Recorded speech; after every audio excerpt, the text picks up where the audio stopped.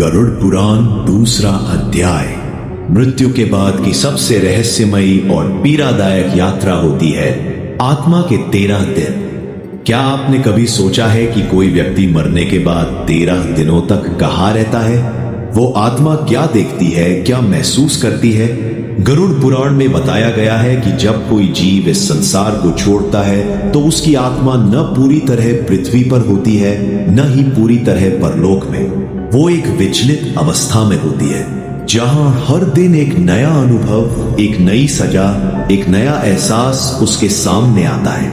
पहले दिन आत्मा अपने निर्जीव शरीर को देखती है, उसे समझ ही नहीं आता कि वो मर चुकी है। दूसरे दिन वो अपने प्रियजनों की चीखें सुनती है पर कुछ कर नहीं पाती। तीसरे से 5वें दिन तक उसे अपने कर्मों का हिसाब याद आने लगता है।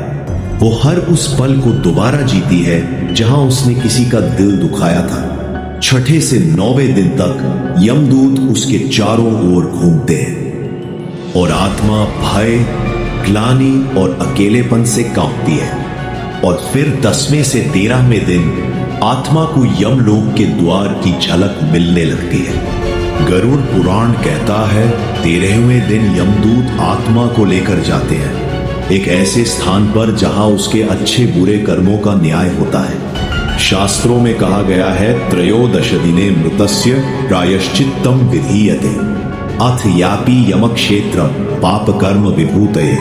अर्थात 13वें दिन आत्मा को न्याय की ओर भेजा जाता है जहां उसके पाप पुण्य का पूरा लेखा जोखा सामने रखा जाता है। यही कारण है कि हमारे पूर्वज इन 13 दिनों को विशेष मानते हैं, क्योंकि यही वो समय होता है जब हम अपने प्रिय की आत्मा को शांति, श्रद्धा और प्रायश्चित से विदा करते हैं। यह सिर्फ परंपरा नहीं, एक दिव्य जिम्मेदारी है। और अब इस यात्रा का अगला चरण है यमलोक का पहला द्वार, जहां आत्मा अपना पहला निर्णय सुनती है। क्या उसे नरक भेजा जाएगा या मिलेगा दूसरा अवसर? जानने के लिए जुड़े रहिए अगले अध्याय में। और अगर आपने इस रहस्यमयी यात्रा को अब तक महसूस किया है तो इस ज्ञान को जरूर आगे बढ़ाएं।